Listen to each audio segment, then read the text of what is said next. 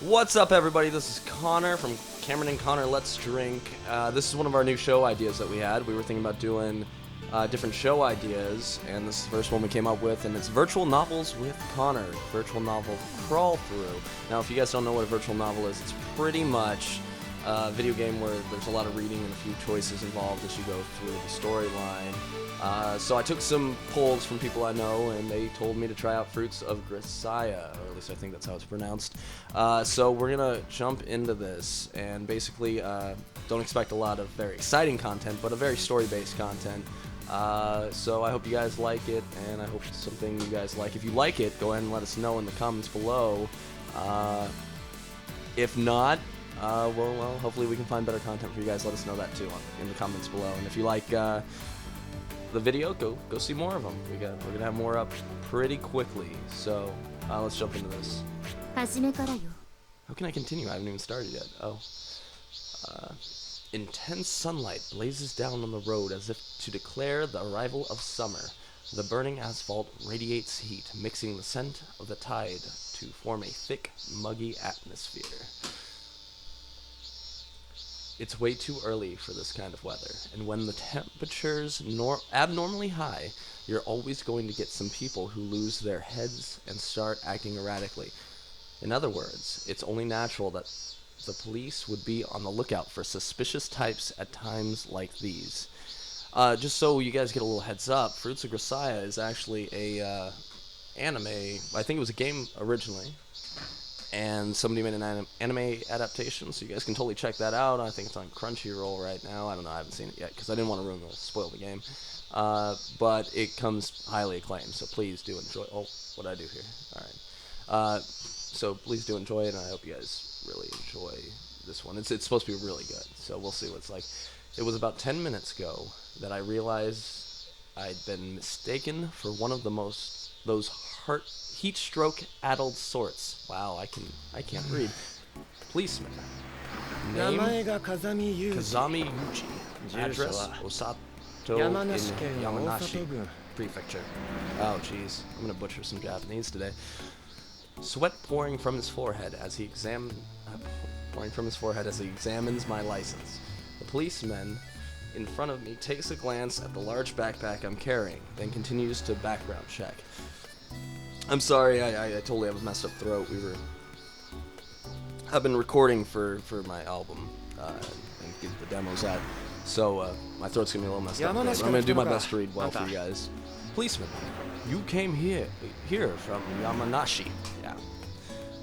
Yuji, which is us, says, yes. What business do you have in this city? Why are you lugging around an enormous bag? You headed anywhere in particular? Yuji says, I told you this 10 minutes ago. I'm moving this luggage is everything I own. Wow. I promise. So what's your new address?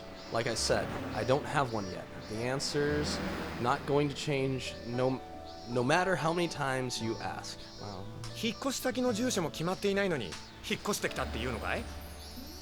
You're moving, but you don't know where to? Look, what are you hiding? How about you just come clean already? Where did you come from? Where are you going? What are you planning to do there, depending on the context?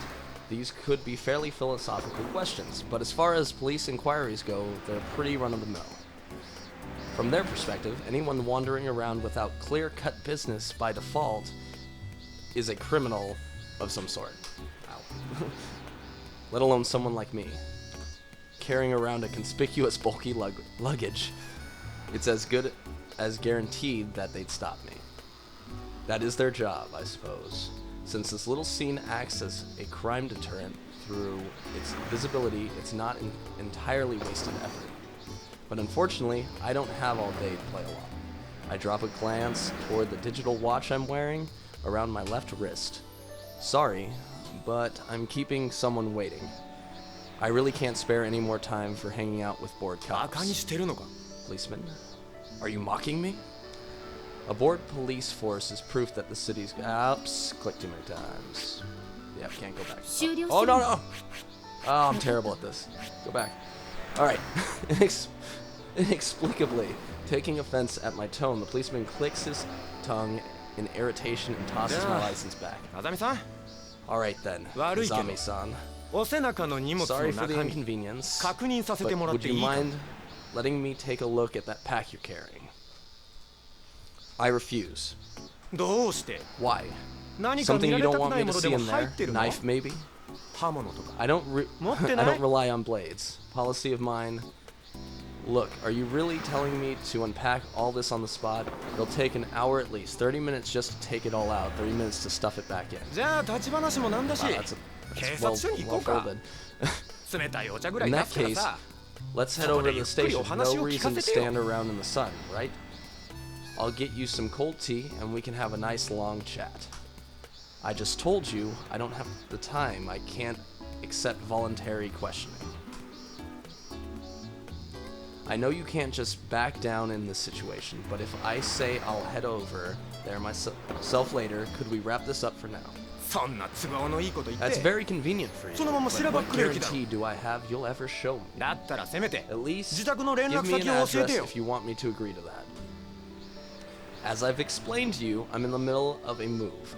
I vacated my old place, so I don't have an address. Wow, Yuji sounds... I'm just going to point it out, because I want to be involved in this. I don't just want to read the whole time. But Yuji sounds pretty much like a guy who knows the ropes around this kind of stuff. Also, he's apparently packing a duffel. And from my personal experience, when you're so well packed as to consider the actual amount of time it would take to pack back up, that's more like professionally trained kind of stuff. That's kind of weird. I don't know much about this character yet, but he's definitely got a weird ambiance about him. I've never read anything where the character's so professional like this. It really reminds me of being in the military, actually. Then give me your parents' address, or are they homeless too? I don't have any parents, no siblings or relatives. Either they're all dead. I'm sorry about that. God, some agent. What's the guy? 43? Is that Hitman? Yeah, sounds like a hit. You serious? Are you sure you're not hiding something from me? This is going nowhere. I'm pretty sure the ellipses is more of a Okay, so why don't we move things along? To the situation, maybe. I'll call a patrol car. You just stay where you are, please. Yuji. Then at least let me call the person I'm supposed to be meeting. At this rate, they'll be waiting all day. That's fine. But who are you meeting? A friend? I'm not going to tell you that. Ooh. Smug, but not disrespectful. I don't know. It's kind of weird. Someone you can't tell me about? It's your mother. We had an appointment at a hotel tonight. Okay, that was offensive and snarky. Alright. What? I was keeping quiet out of the goodness of my heart. You dragged it out of me, so don't blame me when your parents get divorced and your happy home is shattered. Oh my word. I like this guy. That was good. You watch your mouth. Young woman, Kyath. Sound like she got hit. Huh? Yuji, ellipses. Ellipses! About 30 meters away from where we're talking, someone screams. A desperate cry follows within seconds. Thief! Somebody! A woman sits collapsed on the street, stretching out her hand. Her high heels lie on the ground, knocked off her feet by the sudden fall. Just about halfway between us, nice effects, there's a man in a flashy Hawaiian shirt running in this direction. Shit, a cop! Although the thief flinches for a moment at the sight of the policeman's uniform, after a quick check for any convenient side streets, he barrels on. Move it, asshole! Brandishing the stolen bag menacingly, his hand violently gestures out of my way. Huh? Stop! Stop right there! The cop is completely flustered. He's quite clearly unaccustomed to this sort of situation. While he's panicking, the distance between us and the thief shrinks with surprising swiftness. Out of my way! The man runs in a straight line toward the breakthrough to freedom. I happen to be standing directly in the middle of his path. I said move, damn it! As he prepares to strike with the bag, I ascertain the movement of his shoulder and arm from the first signs of motion and hit his wrist sharply just as he begins to swing. Oh, that's pretty slick. Says man. The man's arm instantly stiffens and loses all momentum. His eyes pop wide open in shock. I immediately grab the collar of his wide shirt he's wearing and firmly draw him toward me. Gah, says man. Before the man can offer resistance to my pull, I smoothly reverse and use my body weight to shove against him. Sounds like he's detaining him. When pushed just as they've begun to brace themselves against being pulled, anyone except a genuine expert is going to be thrown off balance. Yeah, he's totally just going to drop him. Nice shirt. Where'd you buy it? Ugh, says man. Shock spreads across the man's face as his knees buckle against his will. I try to gain a chokehold using my grip on the neck of his shirt, but... Bastard! The man promptly draws his head back and shifts his body to the side, preventing me from landing a hold on his neck. Although I expected as much from a glance at his build, it seems like he's somewhat experienced in judo. God, talking, right? But, ellipses. In this case, you would have been better off trying a decisive tackle. Rotating around the purse snatcher in the opposite direction of his slide, I yank his right arm upward with both hands. In one movement, I've circled to his back. Yep. You should really note that he should really take his kneecap and put it right on his spinal cord. That hurts like a mother. It's not. Once you're on the center of his body, he's not gonna be able to get up, assuming you weigh more than 100 pounds. But that's all right. I mean, if you wanted to stop the bleeding in his arm, it'd be fine. Next, pull back on the opponent's wrists and elbow and pin him to the ground. This is just basic Aikido, by the way. Oh, maybe that is something that maybe they're right. I don't know. I just always knew that. Personally, I would just spinal cord, kneecap, keep them all the way pressure down.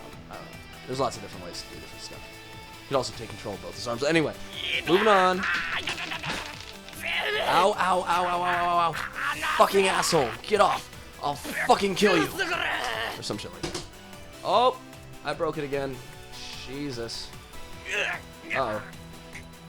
Yeah, you did. Well, sorry again. We'll figure that out later. Wait, is there a previous? No, there's no previous button. While holding the thief pinned, I quickly shoot a look behind me. Don't just stand there. Yeah. The policeman jerks up straight in response to my angry shout. Taking a pair of handcuffs from the pouch around his waist, he runs over to restrain the criminal. The purse snatcher seems to have resigned himself to his fate and doesn't offer any pointless resistance. He accepts his red-handed arrest to the theft docilely, then sits quietly on the ground with his head hung as the policeman radios for backup. Docilely, that's a good word. I'm glad I could say that one. I'm always really worried. I'm not the best at reading, in case you haven't noticed. Apparently, they weren't too far off, as a siren approaches in no time.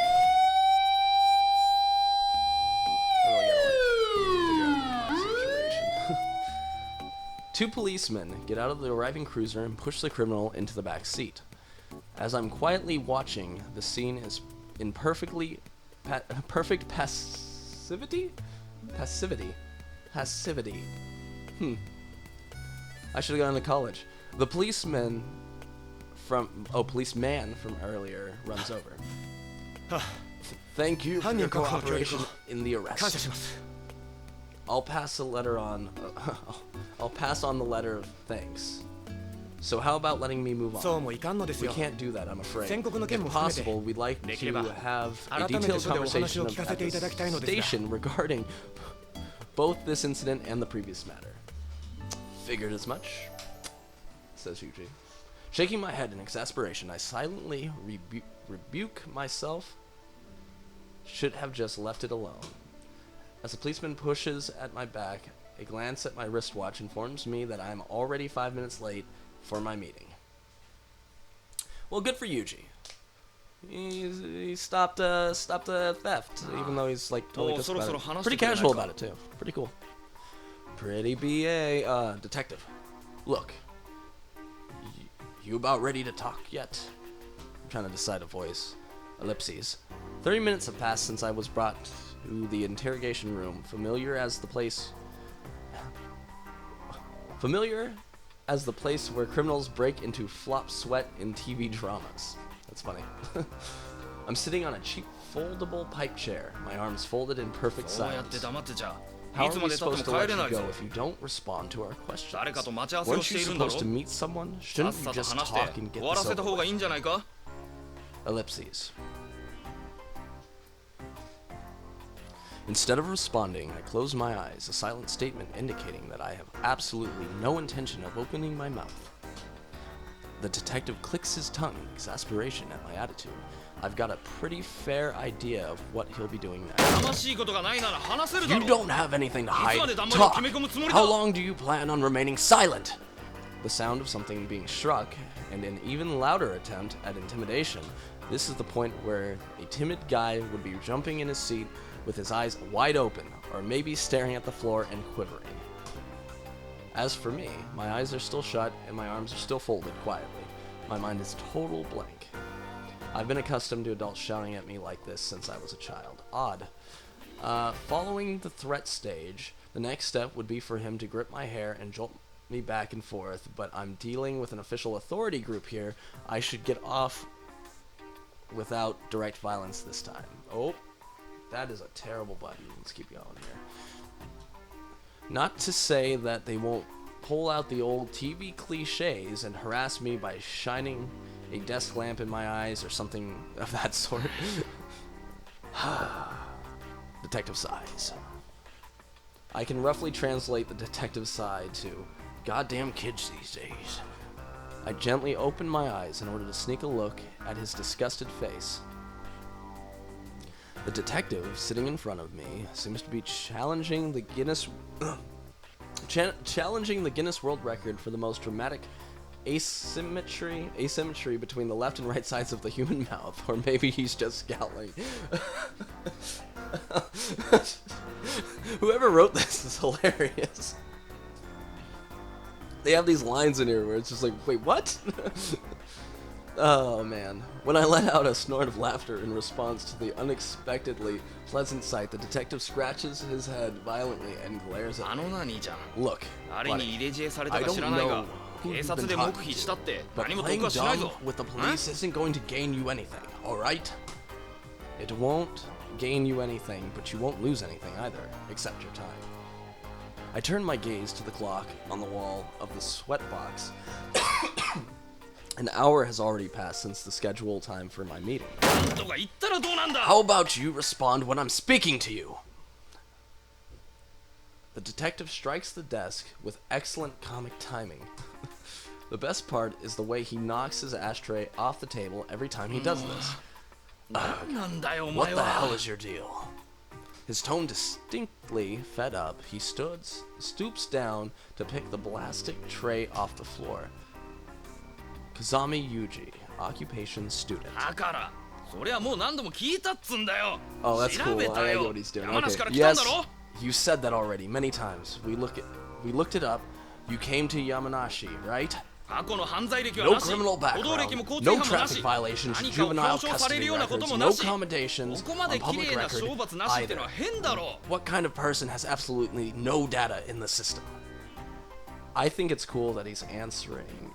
Next he's gonna give him his social security number. Your record is so clean it looks like someone's been whiting it out. Just who the hell are you? Kazami Yuji, occupation student. What's with that? Did someone tell you the only way to tell you to only say that line if police caught you? Are you some sort of terrorist or some what? What? Yeah. Kazami Yuji, occupation student. Shut up! Just shut up! First, it's say something. Now it's shut up. Talk about hard to please. Are capricious? I don't know. I need Cameron here. He knows that stuff. Detective scowls yet again and scratches his head. Flakes of dandruff drift grandly through the air. Based on his thoroughly wrinkled suit, the heavy stubble, I'd say he hadn't been home in days. Well, that sucks. Policeman work. Look. Cut me a break here. Put yourself in my shoes for a second. Sigh. Another sigh. It's enough to make me want to heave one myself. Because we both take our work seriously, it seems like we're stuck going around in circles. We sure picked up a royal pain in the ass this time. The investigation of that purse snatcher case isn't going smoothly either. Thanks so much for dropping that on our lap, by the way. Wow, my throat's getting messed up. Just as we roughly complete this exchange of one-sided bitterness and mutual glaring, there's a well-timed knock at the door, and the sound of it being unlocked. Yes. Hello, sir. Slightly plump, elderly detective enters the room. Given the respectful tone of the detective I've been chatting with, he's probably a superior. Is something that... Oh, well... Huh? After a quick glance in my direction, the elderly detective whispers something into the younger man's ear. Before long, the younger detective turns towards me with a decidedly nonplussed expression. I'm gonna learn, thanks to these. You're being released. It seems. Thanks for your cooperation. Why now all of a sudden? You're asking the wrong guy. Bye. With those parting words, the young detective leaves the room. The elderly detective watches him go and faces me with a greasy smile. Well, sorry about all that, Kazami-san. It seems we hadn't received any reports on our end, and we were only just now placed in contact with your guarantor? The detective stares at me with eyes like a dead fish. As an employee of Ichigaya, if you simply said as much. If you'd known I was Ichigaya from the start, wouldn't you have thrown me in jail, stripped me naked, and sprayed me down with a hose? You're quite the killer. Did you forget that we belong to an unparalleled Sakura Daimon? I don't know what that means. We're all friends here. Just to let you know, I'm nothing but a student. My work at Ichigaya is only a part-time cleaning job. Cleaning, is it? Haha. I see. That's well put, just as I'd expect from your collection of eggheads. In response to my words, the detective twists his mouth into something vaguely resembling a smile. But really, now, if you'd simply informed us a little earlier about the circumstances on your end, well, as I'm sure you know, the higher-ups are what they are. We had quite a mess here for a moment. Sarcasm drifting from every pore of his body, the detective treats me with transparently insincere courtesy. Wow. Fun. God, this killed me. He's perfectly civil on a superficial level, but the atmosphere in here is growing increasingly unpleasant. The younger detective from before, hard-ass that he was, seems infinitely preferable. Did you inquire to Ichigaya about me? Not quite. You see, we were running your name through our database. In the middle of the data entry of all the phone numbers, we pick up the receiver and find we have a call from the Ministry of Defense Special Organization asking us, might you be in custody of a dog of ours? Well, now, that was quite a surprise, huh? We're not running an animal shelter here, you know. Ha ha ha ha ha. Since you found my owner and confirmed that my leash is properly attached, I should be able to leave now, right? Yes. Just as you please. Oh, that's right. We were also contacted by the principal of your school. That's so. Yes, indeed. Since you hadn't shown up, it seems she was putting calls to all the police stations in the area, one after the other. Our chief ended up getting pulled to the phones while he was in the middle of a meeting, and got quite the airful, apparently. Where's my backpack? The luggage we've been holding on to for you is in the entranceway, which would be over that way. If you'd like, shall we send you over by car? Yeah, fucking works. You're not getting funds from public taxes in order to chauffeur bums like me around, are you? I'll walk. Man, Yuchi's a bit of a hard ass. Wow, a long video. After I'm urged out the door by the old man, the young detective appears from the rear, carrying a backpack they'd taken from me earlier. This is ridiculously heavy. What the heck is in this thing? Bit of a tough question. I guess you could say my life? If that's supposed to be a gag, I wouldn't quit your day job. That wasn't really what I was going for. Well, whatever. Dropping the backpack next to me, the detective lets out a slight sigh. Thanks for lugging it out here. Pretty heavy, isn't it? That's not something you say to a guy who learned judo for work. We might be country police, but we've at least got that much training. Oh, I'm so sore. There we go. True.